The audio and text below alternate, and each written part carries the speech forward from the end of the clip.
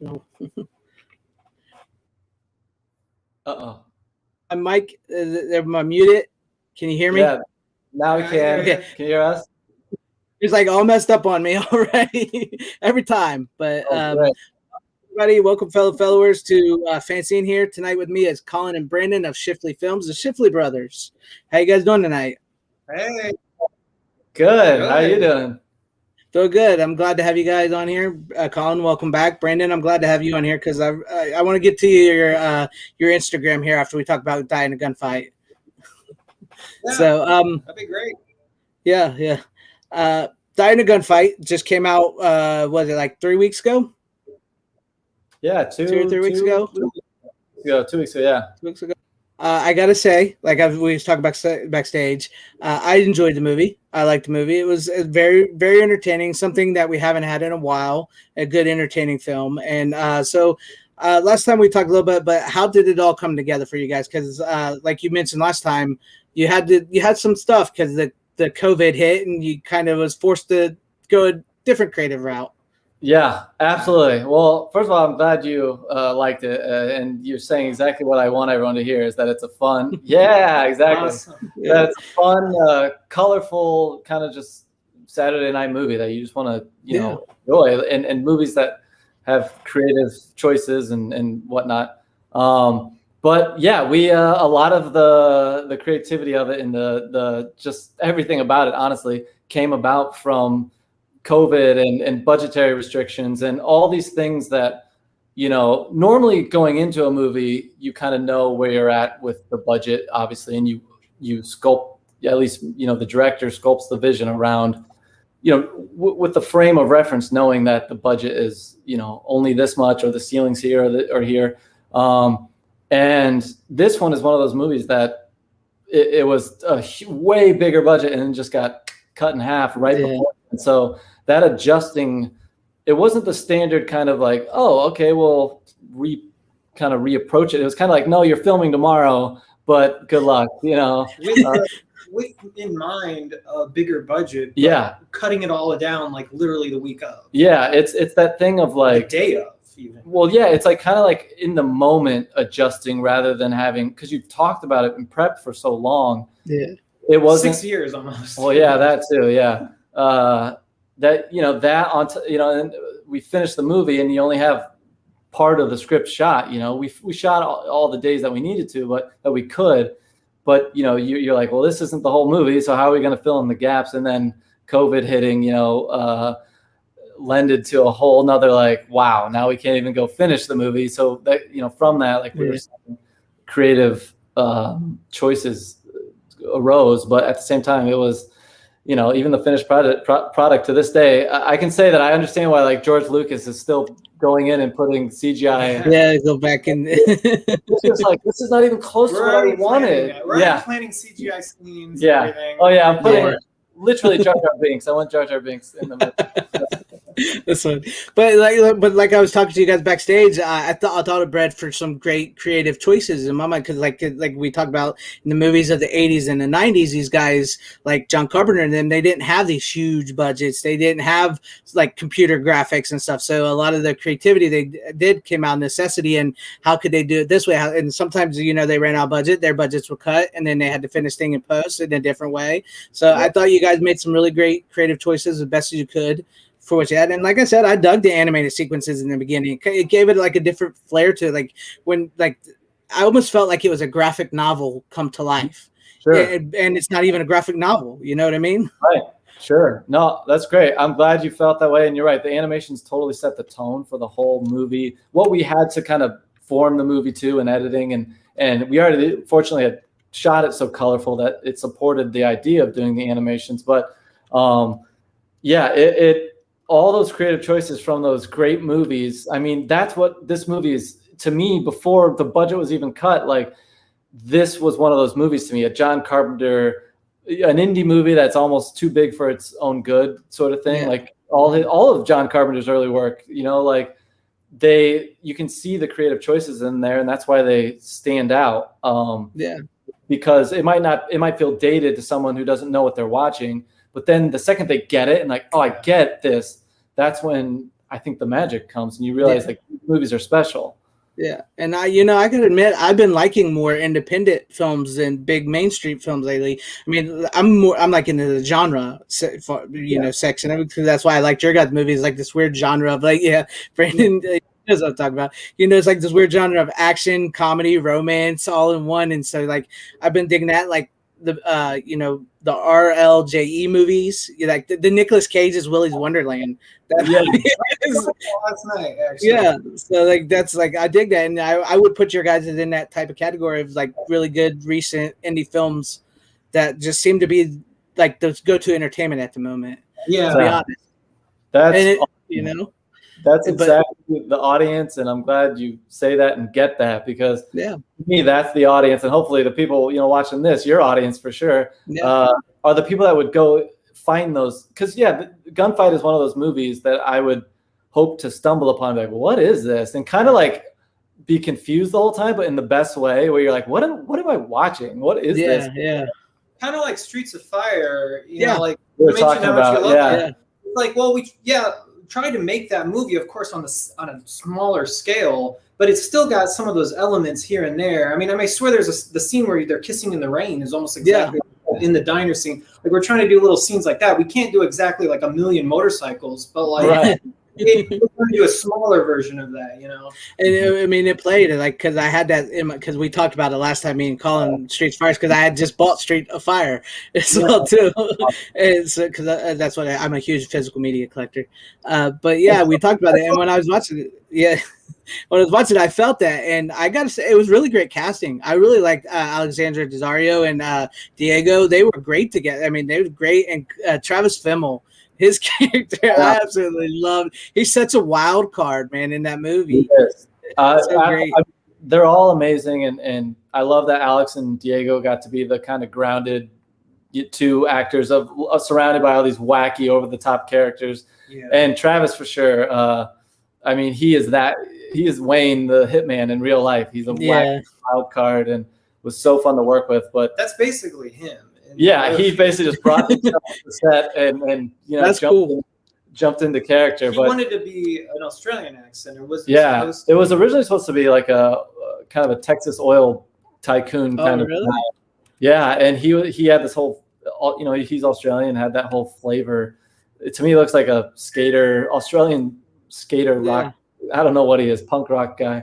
I would say the accent worked, because I don't think I could imagine that guy with Texas like accent, Totally. I think what he did, like, he took it and ran with it, and I was like, luckily we all were, but me especially, I was like, let's do it. Go with your gut, because whatever you're doing is magic.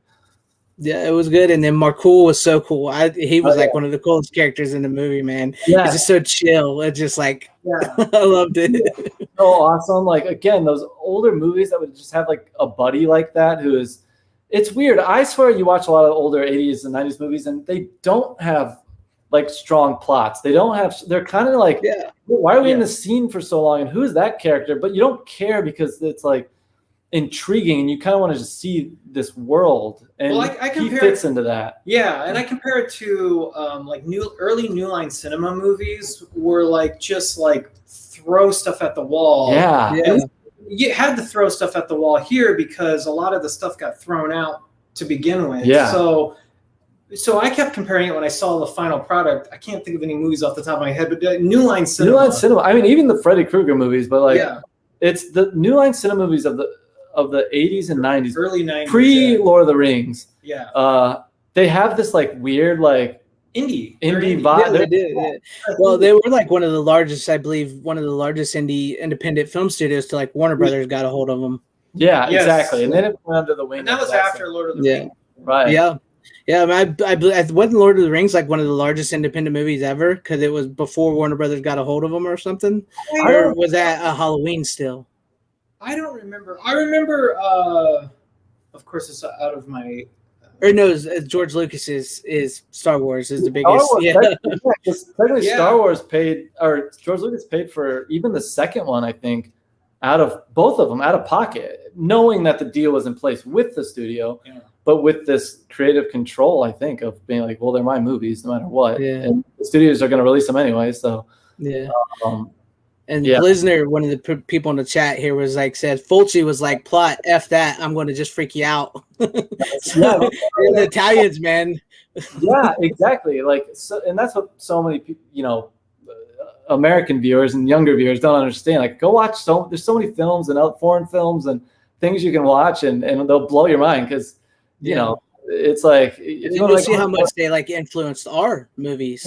Yes, exactly. So, right. Yeah, So like the Fulcis and all the Dario Argento flicks, man, them are wild. crazy. I just recently started watching some of them, and they're just like crazy off the wall. Yeah, Suspiria, and they literally just well, what was the movie? One of the movies I used the score for Gunfight. Bay of Blood. Who directed that? Bay of Blood was Mario Bava. Oh, Mario Bava. Either way, it's in the vein of all those crazy.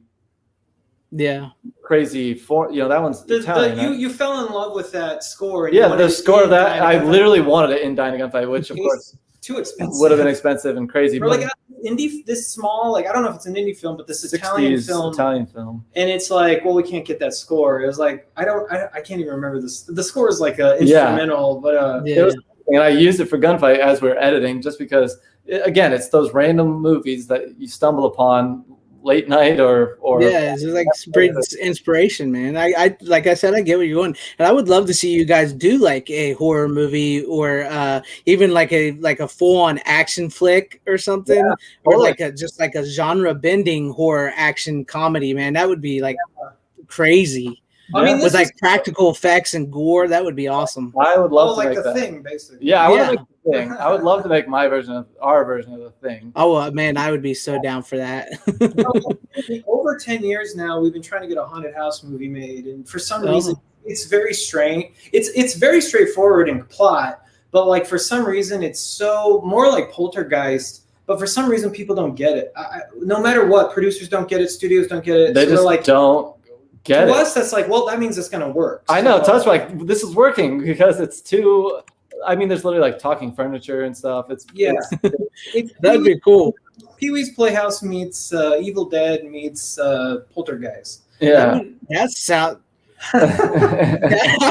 was like something I would totally watch. I'm not lying just to blow smoke up your guys' ass. I would totally watch that movie. Good. That's what we totally want to make. So and we'll get to it. Like, that's a bigger budget. It's just we want it to be both indie and bigger budget, and we want to do it right. So like, just climbing the ladder, working on anything. I mean, I want to work, like I said, make all kinds of movies. Keep working with David, just keep doing our own thing. Like, it's just like you have your hands in like 20 different projects at all times, just because one's going to go at some point. It's going to click and even if that's why, like, he did All Creatures, which is a heavy drama, but it's like it's not exactly what we want to always do. We want to do popcorn. We want to do horror. We want to do everything, even comedy. Honestly, comedy is the only one we do, I guess. I have a weird comedy that I'm writing. Do you know the show Adventures of Pete and Pete? Yes, that was one of my favorite shows as a kid. Same here. And I want to write. I'm writing a comedy. I've written a comedy for like 10 years now, kind of in that vein, and it's just like we just need to figure out a way to make it. It's just whatever comes first. So it's like the dramas come first. And it's like, well, that's fine, but you don't want to be like put into that category of heavy dramas. That's why a lot of people saw Die in a Gunfight, and if they haven't seen Animals, they'll be like, or if they have seen Animals, they'll be like, I'm confused. I don't understand why you made this movie. And then they, are just like, what? I get it, man. You got to keep your creativity juices flowing. You don't want to get pigeonholed into one little area, but you can do all. You got to showcase your range, and I loved it, And the Glisner here says Pee-wee's Last Playhouse on the left. Yes, how'd you know the title? That's it, actually. We're stealing that. Yeah, I always had like an ideal for like a Nightmare on Elm Street prequel that I've always like. It turned from like a Nightmare on Elm Street prequel to like a Dirty Harry cop movie meets like a 80s slasher, like a 70s like hard, because her dad and like he was like always like a Dirty Harry. Like, what if like a Dirty Harry like 70s era type cop, hard drinker, divorced, chasing a serial killer. And then he like his wife and his daughter lives in a suburb, and that killer comes there, and it turns into like an 80s slasher flick. That would be like I would love and be amazing. exactly how they made Joker. You know, like they Yeah. took the king of comedy and they took Taxi Driver, and they're like, let's just put this together and let's make it this a Joker movie. movie. Well, it's like that's kind of what you're going for, and I like that a lot. Actually. Yeah, I love it. I would watch that in a second. I'd want to make that in a second. Like if I ever were to make movies, that would be one of the ones I would make, and I would like to do it. I mean, I would like to try to get actual clothes from that era, not like have it made, but like go to like thrift stores and buy like actual 80s and 70s style clothes, and you know, I love it. That's how your like production designers they go and buy stuff. They're really good at like going buying all that stuff in bulk at thrift stores, and to me that's what makes it all, because I want it all to feel authentic and lived in and sweaty and gritty and dirty and like, they may not only show up, but like that's the kind of detail they put into it. Definitely. I mean I love it. I love talking movies. I love just talking film, man. I don't, I know there's a lot of stuff going on in the world. There's a lot of stuff people would think about entertainment. Hey, I just love talking entertainment film, man. It's just, you learn something new every day, and you get to hear so many creative ideas, and you see so many people that just want to entertain people. And then I hope you guys get a chance to make all these movies you have in your, in your head. Yeah, thank you. That's the thing is, like you keep saying, even if you're not making movies, we're still gonna be making movies. Yeah, so I think no matter what, like I always jump onto the next thing. Always be jumping on the next thing. Like that's what we've been doing since we were little. Like literally, it's just fun. Even when it's at its hardest, you're like, what's it matter? Like like you said, you start thinking about the heavier stuff in the world and why are we doing this and what. But then you can either there's millions of ways you can justify it, but also you don't have to. It's like, entertainment is so important and art is so important to, life and culture, and pop culture is so important. And we are a generation, all of us, generation raised on pop culture and the best toys and the best, pre-internet, post-internet, everything.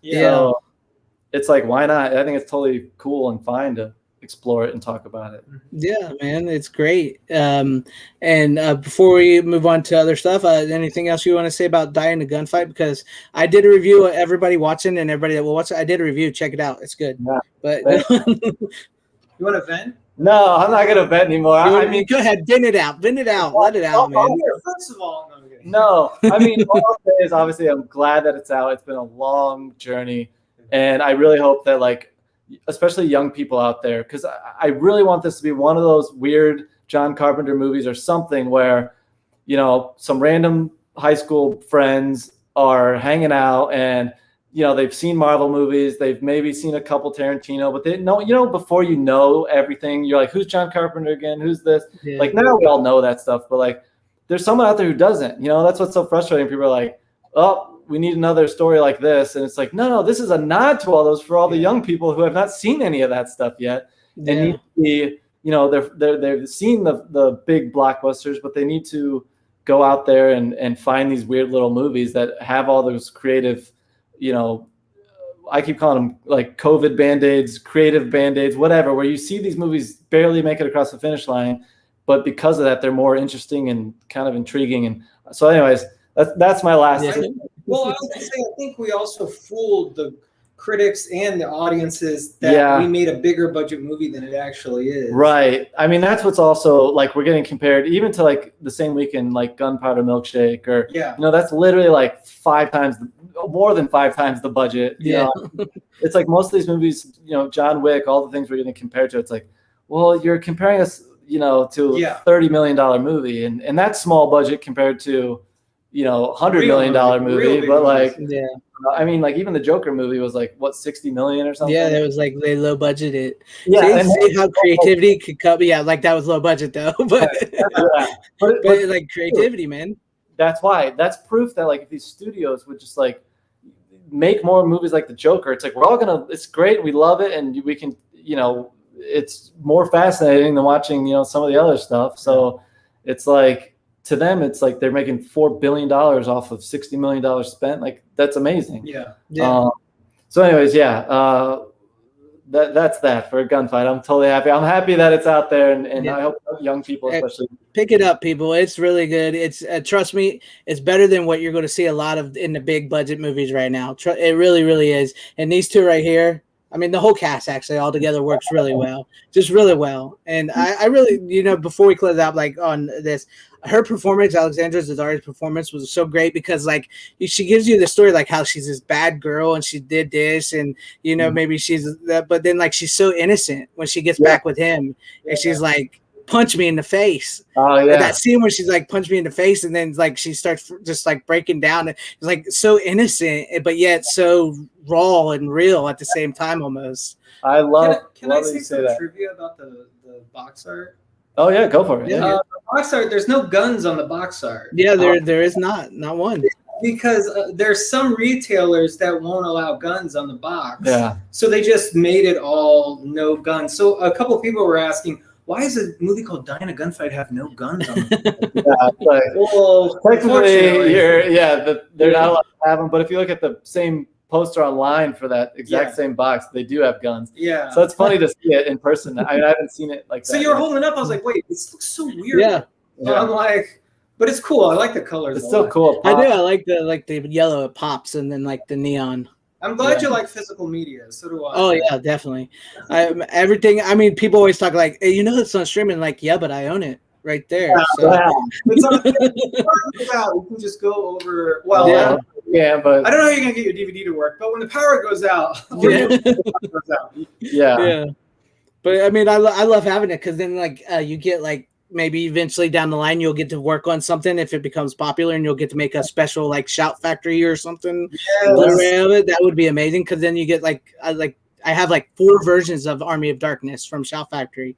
That's one of the reasons I love buying physical media because you get like the theatrical, the international cut, you get the TV cut, and you get the director's cut. So maybe down the line you'll get to do something like that. Yeah.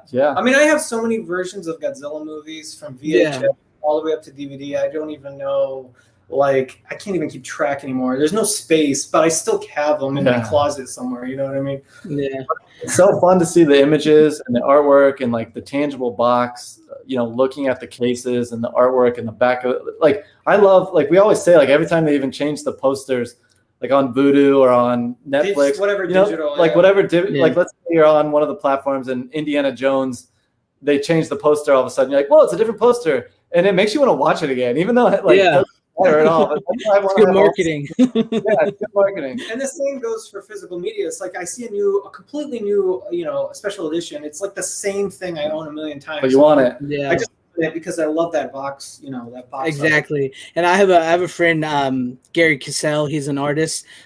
He knows Drew Struzan. He's good. He's like his mentor. So I get to see he talks about getting to see those and all that. So it was really cool to see his artwork and stuff. And my buddy Gary actually made my poster for my 80s documentary I made here. So oh, cool. That's awesome. That's really cool. I love it. I got him for a good price, but I'm not allowed to say how much because he gets paid some good money. Sure. Hey, but that's why it's good to keep networking and connecting with people or other artists. Support other artists because that's what's cool. When you do click on something and they get it and they're down to do it, it's like, this is awesome. Gives more meaning. Exactly. But like I said, once again, everybody that's watching and will watch, come back, watch Die in a Gunfight. Give it a chance because it is one of those movies that you stumble upon, like you guys said, late on Saturday night, and you're like, hey, I mean, that's how I found so many of my movies. Let's take, for instance, Monstervision, which Brandon there runs the Monstervision Instagram tribute. I found so many movies through that, and Joe Bob just introduces you to this whole new world of film. Yeah. I mean, that's how I became a Godzilla fan, actually. And when I was 10 years old, I think it was Godzilla's 40th anniversary, and TNT did a month-long marathon of Godzilla movies, and that's how I got hooked. I had seen Godzilla before, but I got hooked from that, and that's why I became obsessed with Monstervision. And just over the years, I watched it throughout the early 2000s, and then kind of weirdly forgot about it for 10 years. But it was Monstervision that introduced me. I'm a huge Godzilla fan. Unfortunately, no Godzilla artwork up here now, but But I love that, I love because I'm a huge Universal Monster fan. That was like, one of the first type of like scary stuff I ever watched when I was a kid. It's just, I would rent like stacks of Universal Monster tapes from the video store and watch. The Wolfman was always my favorite. Lon Chaney's performance is like it's so heartbreaking. I love it. I love it. For some reason, as a kid, I feel like because that was like a creature, whereas like Dracula was more just a guy. When you're a kid, I wanted to see like him transform. Yeah. And he was, when you're a kid, that's new and cool. Now we're like desensitized, so it's like, oh, but it's like there's that vintage nostalgia to it that I just absolutely love, and also in Frankenstein as well. All of them. Yeah. And all the ones the best part about growing up with that stuff is all the stuff we missed. Like we didn't watch like The Invisible Man, the old, old, and then in more recent years, you watch that stuff and you're like, man, if it takes me right back to when I was a kid renting stuff at the video store. Yeah. And there's more out here. What? There's still more. I'm still finding stuff. Exactly. I've found so many new movies now from like the 80s and the 90s. Cause like I said, I've been going back because there's so many movies. And then like I've been working with, In Search of Darkness people, I'm an affiliate. I help promote their, sales. And like, I found so many movies through them and it was so great. I love those documentaries. I love anything about that. Like keep making more. Yes. Yeah. They have a third one on the way and a 90s version coming up. So I'm looking forward to those. Yeah. So, but Glizner, he says, I just gave Lord Bezos $15 for a Blu-ray copy. Hope to watch it Friday. So there you go. I just sold you a copy. Yeah. All right. Yeah. I'm sure I don't get a dime of any of this stuff. Yeah. Space indie film. Yeah. But that's awesome. But I mean, it's just like you can just go through, like even with like your film, Dying Gunfire, that can lead you down these road to these other films like that. So it may not be for everybody. It is a bit quirky. There is some scenes, but to me, that's me. I like stuff like that, So and that's where it's funny because, like I always said, neither one of us don't want to be pigeonholed into making one thing, and that's why it's like. Cool, go. Like I like that it's kind of becoming this misunderstood, like what the movie is. The theme of the movie is this kind of misunderstood people and with a world of people who care about all the wrong things. And to me, that's why this is perfect for this film. And for me, it's like cool. Like that's that type of movie for me. And then I have my other movies too that are more, people don't like them. It's seemingly they do, but like my mom or someone is like. When are you gonna make something normal? So like, the animals are all creatures, whereas the critics like love animals and all creatures. Yeah. Festivals. Those movies are like we know people who are like, oh, good job. You'll get a lot of great criticism and like a lot of awards, but then people will pat you on the back and be like, good job, you'll do better. Like all like cousins, family, they're all like animals and all creatures. I'm like, do you understand? Like we won South by Southwest. Like this is insane. And to them, they're like. One day you'll make a movie, don't worry. And I'm just like, one day you'll be on the big screens. Yeah. Congratulations, you did it. Yeah, to them, Gunfight. We just did it twice. I was like, what are you talking about? But I get what they're saying. To them, Gunfight is like the fun entertainment. It's the popcorn entertainment that they can go see at the theater and see Travis and see all these wacky characters that are quirky and weird. And I definitely keep saying like. I'm grateful that if any of the critics do ever watch this link even I keep making the joke that if you're older than like 40 then you probably I'm sure you wouldn't say much because we're getting older but like I'm like or if you don't know what 90s Nickelodeon is or Pete and Pete then you probably don't have no reason to even be watching or critiquing this film like even though it's like far from that to me the essence of the stuff the nostalgia that we grew up with I thrive on nostalgia, man. That's like what my channel is all about is nostalgia. And so like that's what I cover mostly, like 80s and 90s stuff. So that's just like this. Like I said in my review, it felt like a 90s throwback film. Yeah, kind of felt like a 90s throwback film. That's what I liked about it. That's great, and that's what I think. What's cool about our generation is that we really do. We had great.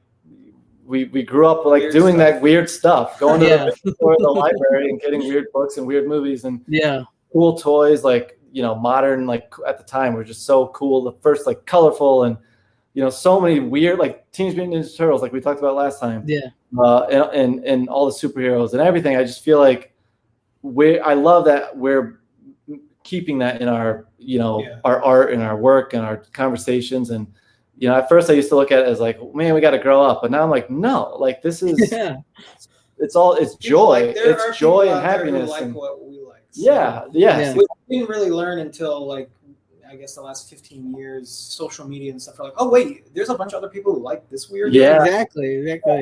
What? Yeah, like you can have a channel, like you're literally doing this based on just something you love. It's just basically my child. Like you guys, it's my childhood. I grew up watching Joe Bob. I grew up watching Rhonda Shear. I grew up watching like these 80s horror flicks and these crazy action movies and these comedies and the Universal Monsters. And I just like, I want to talk about it. And I found people that like it, Yeah.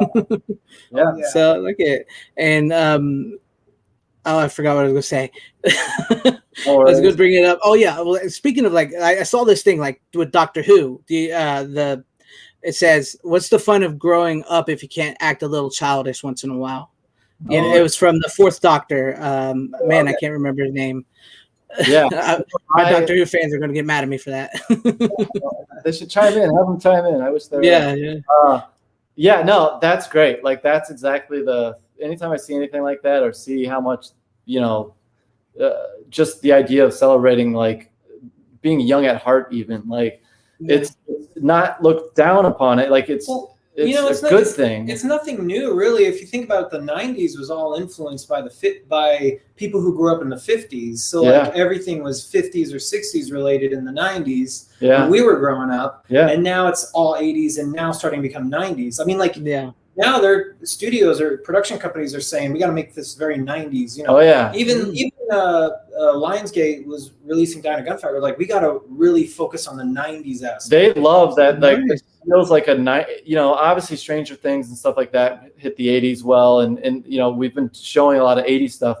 But they're like, there's this new era even coming in with like teens are obsessed with Nirvana and they dress like, that more 90s grunge. And that's because their parents are the 90s. Yeah, it's because their parents. It's cyclical, man. Like you go from the 80s to the 90s. Like we'll be into full blown 90s probably in the next decade. And then from that, if people want to go back into the early 2000s, I guess that's a thing. But no, but you don't recognize. Like I have a friend whose dad doesn't understand the 80s. He doesn't understand why people our age celebrate the 80s, and he's like, I don't get it. There's nothing happened in the 80s. We're like, what are you talking about? Back to the Future explains it perfectly well. Yeah.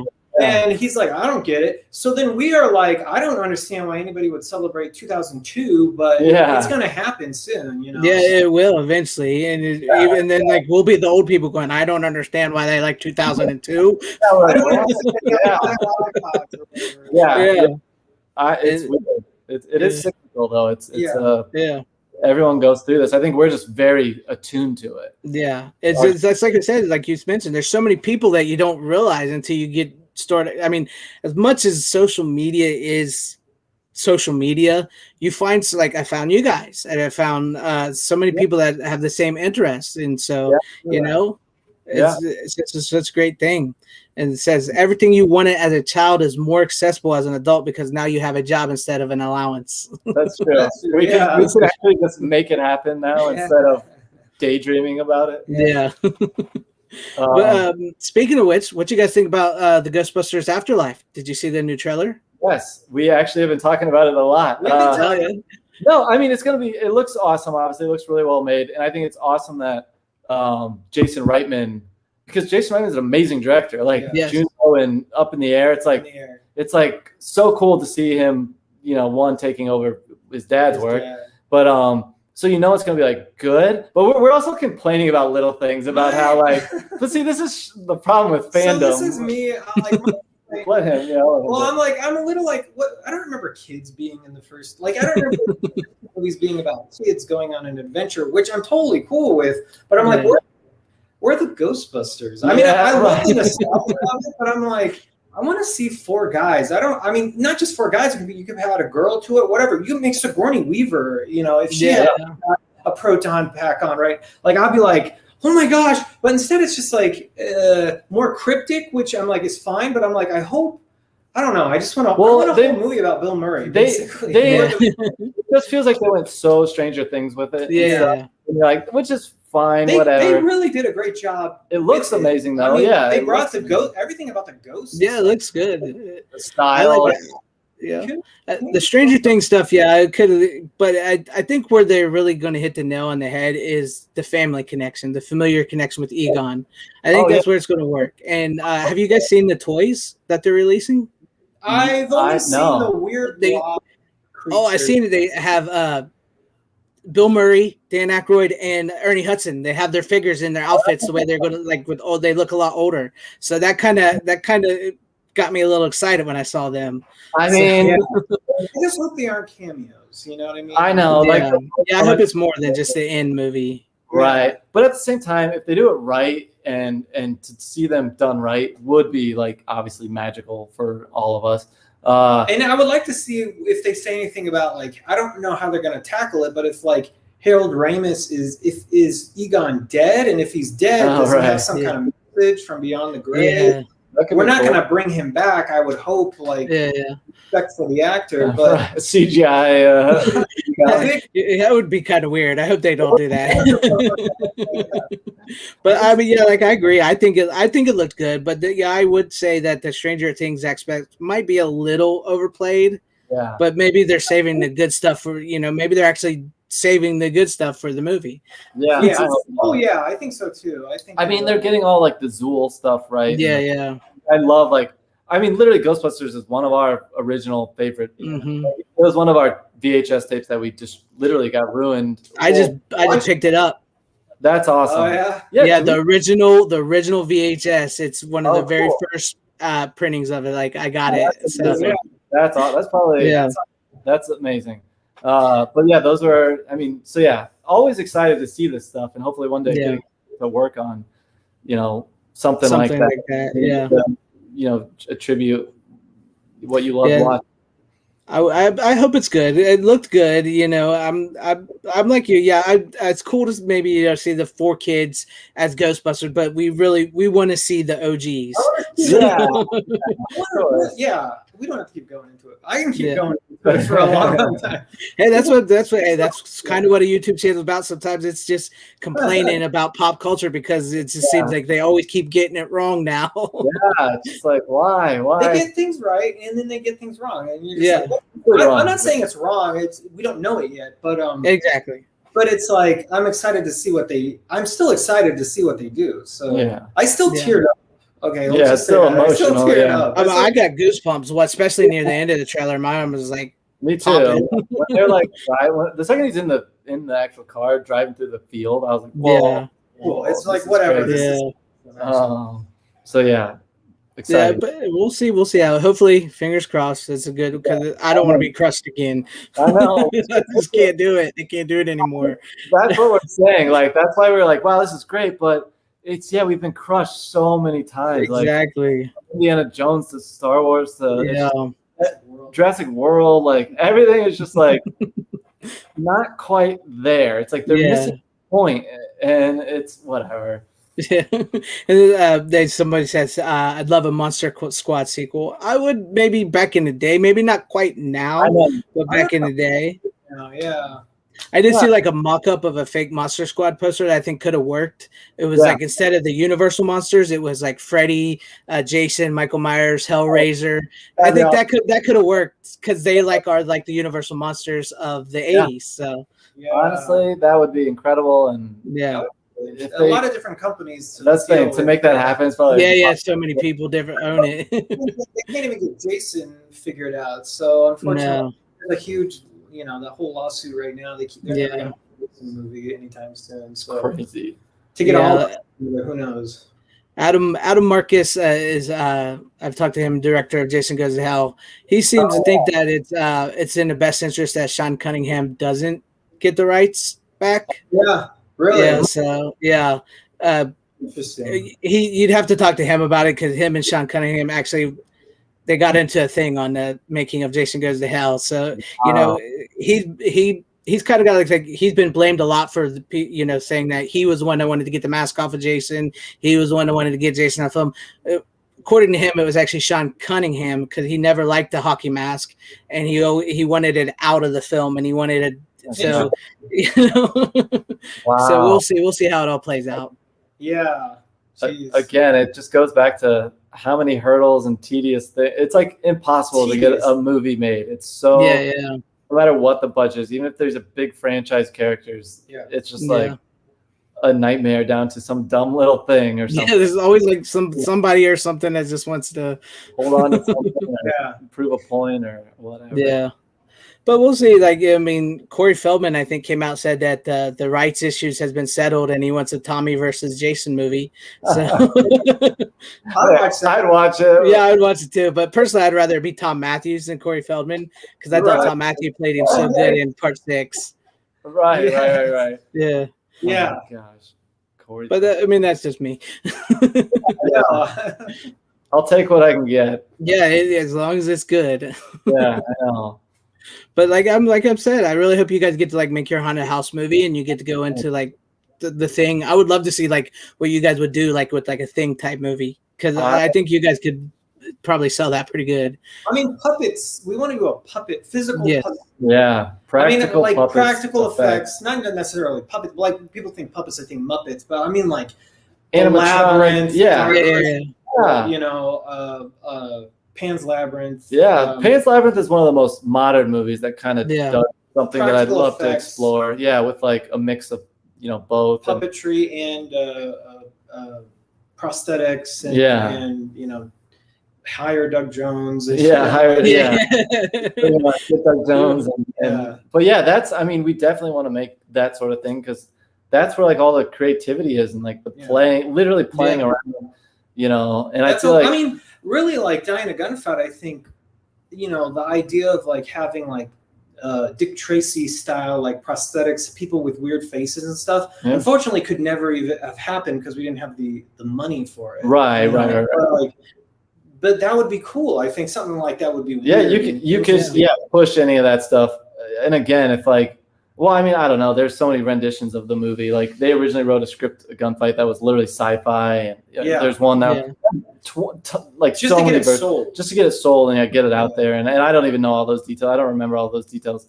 But it goes to show like how many visions you can do with something. And I keep talking about on some of my other interviews. I kept talking about how like I'm almost like angry that we'll never see like this is so weird. And most people wouldn't understand this, but like. Why can't we see like Tim Burton Saving Private Ryan? Why can't we see like Martin Scorsese's Star Wars? Like I just die to see because you see the different creative workings interpretations, and different visions and that's why I think I want to work on everything because we can be. I don't care. Like I want to make The Departed, but I also want to make The Departed with puppets in it. Some creature in it, but the same story. But Turtles. You want to make a Turtles Departed, Ninja Turtles Departed. Oh yeah, like to me, like my Ninja Turtles would literally be like The Departed mixed with Goodfellas or something. No, that'd be cool. Like I don't understand. That doesn't make sense. In the studio world, they don't understand mixes of things. The genre been kind of confusing. You can't say like I want a Transformers.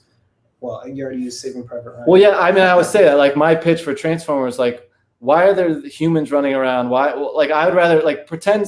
Saving Private Ryan is never made. Literally make Optimus Prime, Tom Hanks, same dialogue, same, everything, and be like, think how cool that'd be. You're just literally following the robots around, going through this on a mission. That's always like even in the new Godzilla, which I like Godzilla, Godzilla vs Kong, but like the people and then the people in that and the people in the Transformers movies, sometimes you just don't need the people. You want to see Godzilla, you want to see King Kong, you want to see Optimus Prime and Starscream, and you want to see Megatron. Just go at it. But we have to keep cutting to these people running around with real no. From a Godzilla standpoint, I don't know why, but I love the people in Godzilla movies. I get it. The old ones. The old ones. But like these new ones, you're right. King Kong versus Godzilla, I could have gotten rid of. I mean, just make it an animated movie. Honestly, the weirder that movie got, by the time they were like in spaceships flying through the earth, I was like, this is awesome. This is what I want. Like, exactly. I mean, like when that happens, you're like, what is going on in this movie? And then it's cool. But then like driving in a van to a mountain doing absolutely nothing is just like, Makes- do we need that? Exactly. It makes no sense really. And you just let the movie be the craziness. And that's Yeah. why ultimately I think we enjoyed it, because to me it didn't do it like Jurassic World or something is like in between to me, where it's like trying to be the other movies, but it still feels like a bad, you know, Hollywood movie now where everything looks like a video game. And at least Kong, like they just went nuts with it and got weird and almost made King Kong like a superhero or like I felt like I was watching He-Man or something from the 80s. Yeah. Oh, don't get me even started on the He-Man. I don't want to. I don't want to go into that because that's just I can't even defend that. All right, I'll be quiet. I didn't say He-Man. Yeah. But no, I liked Godzilla vs. Kong. I thought it was good. I thought that and Kong Skull Island was probably the best of the new MonsterVerses in my opinion. Yeah, and I agree. I think they're better than like I don't know what they're onto something. Kind of like how Marvel suddenly became onto what they were doing. It's like, okay, finally they're kind of following their own voice and finding it. Yeah. Got a question here. It says, thoughts on the $400 million 3-film Exorcist deal? Sounds way too high. That does sound a little high. Well, I heard they're trying to do it like Knives Out, where they're going to release. Well, I think what they're trying to figure out is if the first one's even going to do any. But I don't know why they did 3 pictures. Is it 3 pictures? Yeah, I think 3 films. I believe. What they're doing is, I think what they're going to do is they're going to make an Exorcist movie for theaters, and then the second 2, just like Knives Out, are going to be on. Knives Out is going to do 2 movies on Netflix, I think. And so what they want to do is Exorcist. They want to do the same formula, which they haven't even released Knives Out yet, so I don't understand. Yeah, but that's kind of weird. They want to release the sequels on Peacock, which I'm like, okay, I hope like I don't know how big Peacock is yet. Yeah, we don't have it. Yeah. Like, don't watch it. Yeah, I don't watch it, but like I said, I got it on my shelf, so I don't really do a whole lot of streaming. Right. I mean, I'm interested to see, Ellen, what's her name? Ellen Burstyn. Yeah. Return. Yeah. It's like, and if they're gonna get Reagan back, it's like that's cool if they get her back. I don't know, but like I'm interested just because I want to just see another one. Yeah, even though I love Exorcist 3 and how like out of it's just I'm not a huge fan of Exorcist 2. I'll watch it, whatever. But like the third one I love, and it's just a standalone movie. Yeah. But, if you just go ahead and I don't care, just bring it. I guess make it. Yeah, that's like cool. If you're gonna reboot it or make it, just do it. We've seen so many. Yeah. The thing is like I'm almost 40, and I'm like I've seen so many reboots and remakes. Now it's like I don't just give me another one. Yeah. It gets to the point though. That's why once again bringing it back to your movie. That's why I was so glad to find an original movie to watch that wasn't a remake or a reboot. That was creative. That's That's a good point. Yeah, thank you. Like it's how many. I mean, everything's either a franchise or pre-existing. Yeah.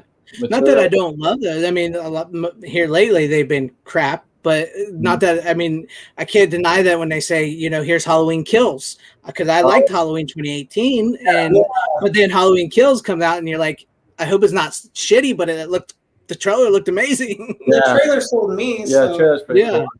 Yeah. And it's gonna be fun to watch another. Yeah, it's like okay, I'll take it. We've already seen a bunch of crappy Halloween movies. So what's it gonna be? What's the difference? What's adding another one? Or it'll be amazing. I'm again not to keep bringing up Godzilla, but a friend of mine goes, "You want to keep seeing more Godzilla movies?" And I'm like, "Yes, I've been wanting to see Godzilla movies since I was 10. Just keep making them." Yeah. And then my friend goes, "Well, they're gonna end up making him talk," and I'm like, "They already made him talk." In Godzilla versus Gigan. So I'm like, it doesn't matter. Yeah, we've seen it all. I'll my money. Just give me more Godzilla. And really, I feel that way about Halloween. I mean, on my Monstervision, on Instagram Monstervision, I can't really post. If ever I post anything new, people complain and get upset. I discovered my audience wants nostalgia. So it's like, nostalgia. And and I can say, oh, I can't wait for the new Halloween Kills, and then I'll have like everyone mostly say, yeah, I can't wait to see it, but I'll have several people go, no, stop making these movies. And I'm like, I'm on both ends. I want a new, Terrifier, the new clown, killer clown Terrifier, movie. Terrifier, is that it? I keep wanting to call it Terrorizer for some reason. But I that's a new kind of a new thing. So it's like people want more of that new stuff, a new killer, you know? Yeah. But it's like a part of me is like, I'm on the fence. So I'm like, just give me more, just like James Bond fans are like, give me more James Bond. I don't care. Just it's like, yeah. Yeah, I was gonna say like it works with James Bond because he's like based off of a novel, so you can like that's why like Superman and Batman and James Bond they work because they're novels and you can interpret them many different ways. But like there's only one Indiana Jones, that's Harrison Ford, and so you can't change that. And even now he may be too, you know.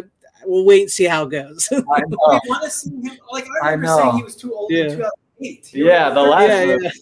13 years later, we're making another one with him. Like, I know, and it's the sad thing is because you know that's his favorite character, so that's the only reason he did The Force Awakens because they knew that he wanted another one. So it's weird, but that's a perfect example. And I think it's because you're right. Like Indiana Jones, I always think of how special those types of movies are because those are for the films. That one character, the actor is why those movies are awesome. With the director, with the timing of it. It's like James Bond and Batman; those will live on forever in a different way, and it's kind of bittersweet for like Indiana Jones or stuff like that because you're like, oh, like once he's gone, what do we do? Do we or Back to the Future? Or, you know, Back to the Future is the same way to me. Don't touch Back to the Future. It's like, as long as Robert Zemeckis has got that, nobody's ever making that. Body. I seen that like with Chris Gore. He was like, "Don't make remake Back to the Future." So I was like, it better not. So So anyway, it's good. But you know, the Indiana Jones Last Crusade, they rode off into the sunset. We had that ending. We can go back and watch all three movies over and over and over. We didn't need two more.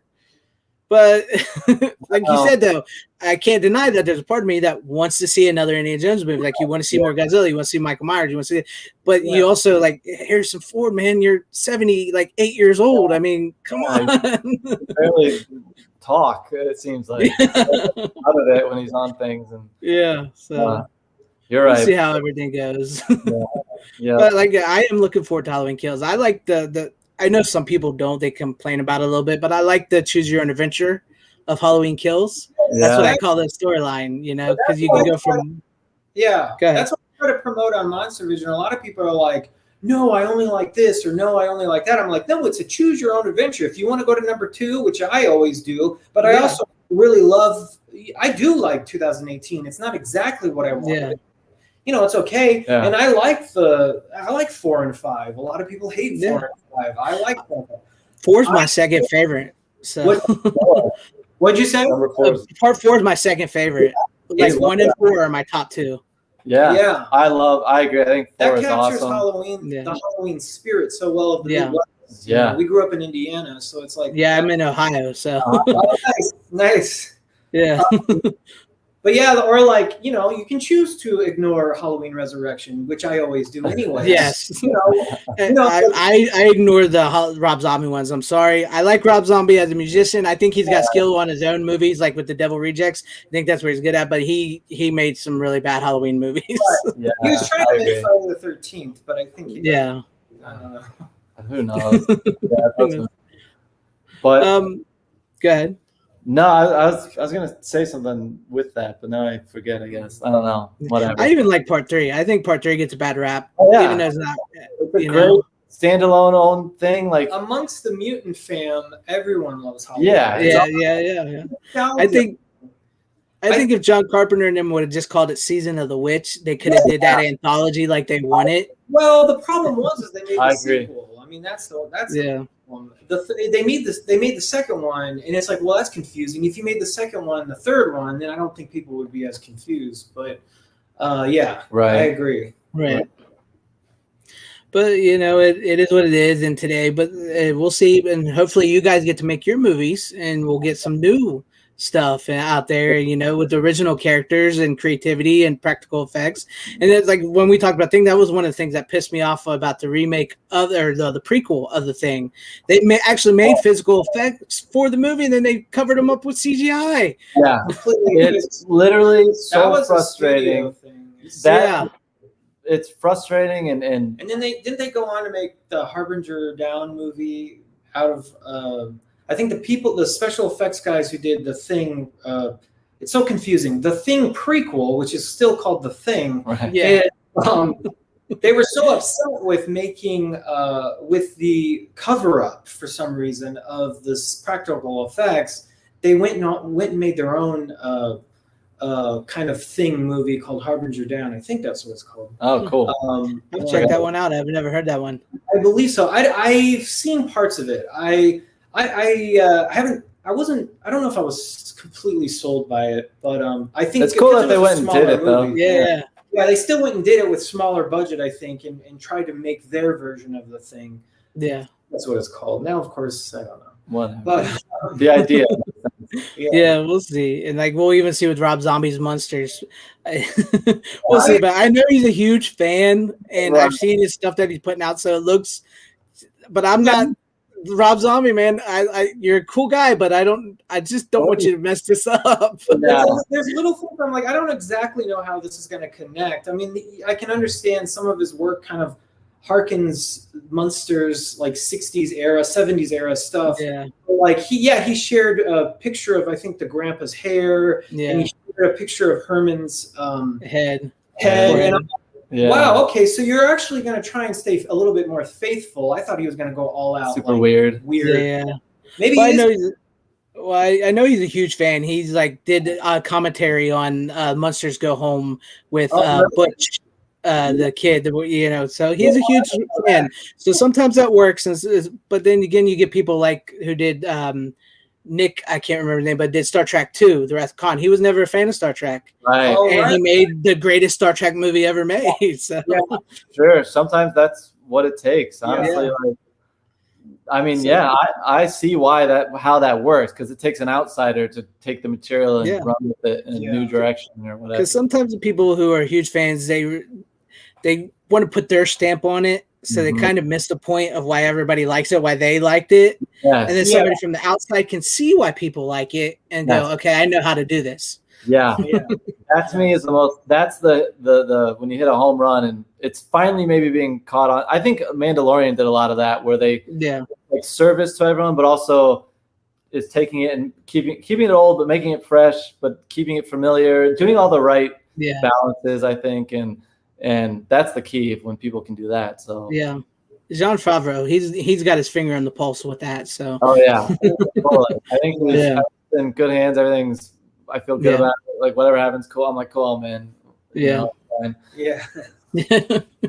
But we've been going for about an hour. If you guys, I know you guys wanted to go about an hour. Is there anything else you want to talk about before we close it? We got like 4 or 5 minutes, and then we'll shut it down. Cool. So is there, anything else you want to talk about? I mean, this was it. I wanted to definitely touch on everything we've touched on, just all the good. This is fun. That's what I like. I like having conversations with people. We can geek out about what we liked, and we can geek about what we want to see and stuff like that. So, I'm a giant nerd. So, and it's cool to be nerds now in today's culture. Yeah. I love that it's like, it's not a weird thing anymore. Again, you can find the communities and find the people who want to talk about it. It's that sort of thing that, like, I think it was the television used to call certain jokes that people not everyone got, called 2% jokes. And so when somebody had this weird, of course, off the top of my head, I can't think of it, but like, if you have like right now, the internet has created this thing where everything, like blowing into a Nintendo game, like growing up, I don't know where we learned that. Maybe we learned it at recess. Maybe we learned it from friends. Yeah, it's weird. But we all knew it. It was something that we all knew. And I think back in the day on television and television writing, they used to call that a 2% joke or a 2% idea. And it turns out, I think a lot more people share that. More than 2%. 2% of society is what they're calling it. 2% of America understands that. I'm like, I think it's a lot more than 2%. Yeah, it's like it's almost. I feel like all the clever little weird things, like blowing into a Nintendo game, are now. That's not like a weird. It's like that's a shared. It's a shared thing. So it's a shared thing. So I feel like the internet has. like what I've learned from running the Monstervision Instagram page. Like I've learned so many people know about these things that I'm like, I thought I only knew this from the video. Like my mom rented the Troll 2, for instance, or Troll or whatever. Like, Troll is one of my favorite movies. Yeah. And I was like, my mom rented it for me randomly Yeah. because she was a cool mom and rented us weird things when we were like really young. And I remember thinking for like decades, I'm the only person who knows about this movie. I'll show it to my friends, but nobody else knows. And then like Instagram, Twitter, whatever, Facebook, all these people know these things, and you're like, we can talk about these? Like, wait a minute, this isn't the 2% of America that I think it is. It's actually way more than that. Yeah. And so like when talking about this is just talking about like certain things that happen in Die in a Gunfight, for instance, that are like a small fraction of people will understand. It turns out there's a bigger fraction of people that will understand the weird that we have behind the movies that we make. Right. So, Right. I felt the same way like with the Charlie Sheen movie, The Wraith. If you guys have ever seen that. Yeah. Yes. Yeah. Like I didn't know so many people actually knew that until like you guys all know this movie. Yeah.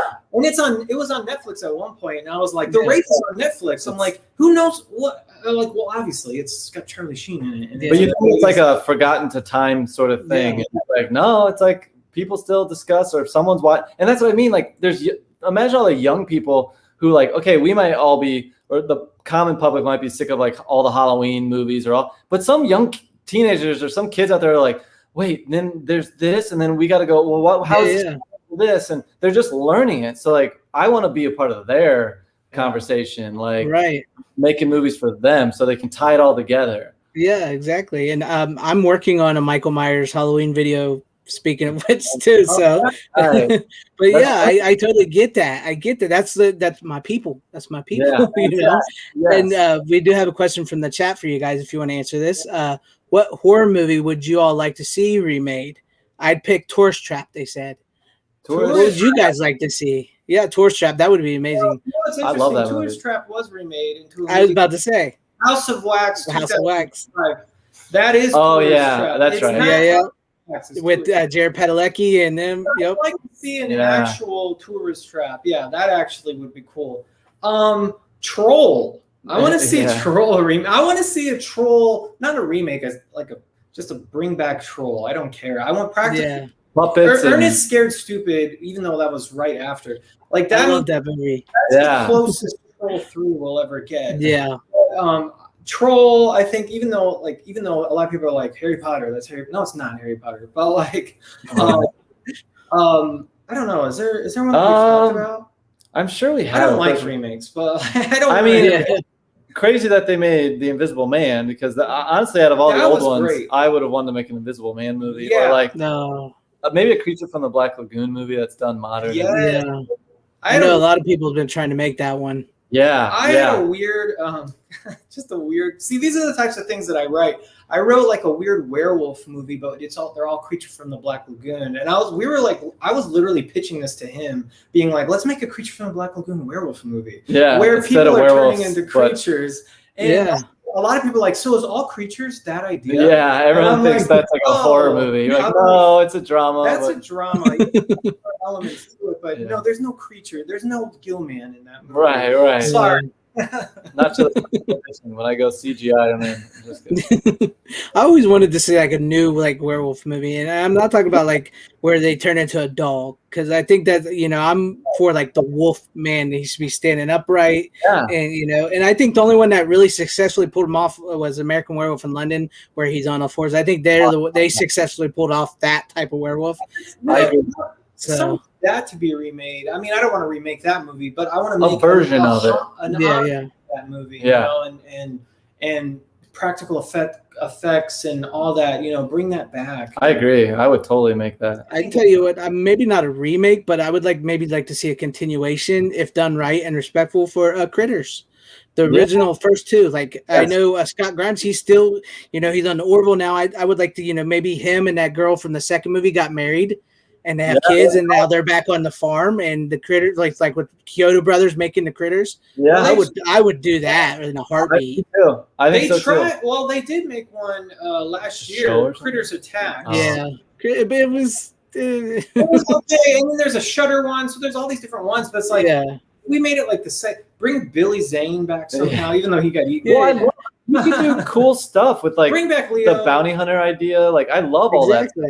I mean, like you can sort of do the Halloween type thing where you could just maybe ignore the third and fourth one and just make it a continuation of the first two. Yeah, I like. Here's the thing. That's an unpopular opinion. I love the third Critters movie with Leo. We rented that for some reason. Yeah, we rented and it that was too. Before Leo DiCaprio was anyone. Yeah. So Leo in Titanic or something. Oh, it's Romeo and Juliet. I was like, the Critters kid. That's a Critters. Always the kid from Grown Pains. That's why. We knew that too. That's true. I forgot about that. Yeah. But yeah, I liked Critters 3. I even like Critters 4. It's got Brad Dourif in it. So you know. What's really weird is for some reason there was a period where I got Critters 4 and Alien Resurrection confused because they're both the fourth film and they both have Brad Dourif on a spaceship and they're totally different movies. But I was like, which one's which again? But they're totally different, you know. There's your horror ideal, like because eventually all horror movies end up in space. Yeah, just like already make the space movie to start with like a horror villain coming already in space. It's no continuation or anything. It's just like maybe here's a serial killer or some guy who's now in space all of a sudden. Yes. People that would be funny. I think you could play comedy with that, like out the wall. Yeah. But I think you guys, we've been going for an hour and 6 minutes. So I think you guys want to come on. Like I said, you guys have a standing invitation. Anytime you want to come back, anytime you want to talk about anything you want to talk about, promote. Speaking of which, we never got to, but the Schiffli films, how did that get started? Yeah. I mean, that's short. We were born. He's my brother. Well, he's literally so we were like, we're brothers. We want to make movies. Let's make Schiffli films. Yeah. Well, we basically, like our whole lives just. We're obsessed. We're into this stuff and into we drawing. haven't been able to make an official Schiffli Films movie yet, and that's like we're hoping like our haunted house movie or any like that Pete and Pete-ish movie. Something that is truly ours that I've written because I've done script supervising on his movies. I've worked on his movies on different levels, but the thing is like this. There's like a DGA thing where we have to go around this loophole. It's so complicated of making a brothers movie. Yeah. So we're like, we should have made Animals as a brothers movie, but basically, but I also am like the director. Yeah. I'm like obsessed with. I hate writing. He writes. I love writing, and directing. But we also love like the joint idea of just throwing ideas and trying to get something made and having a second brain on each project. So we want to take he's got his movies, but we want to make movies that are purely ours and. Schiffli Films. We will do it, and they will be very much like The Thing or any of these fun movies. That'd be awesome. I can't wait. I'll be there supporting you guys. Honest, because this movie sounds awesome to me. Yeah. So but yeah, everybody in the chat and everybody that will come back and watch this, please check out Die in a Gunfight.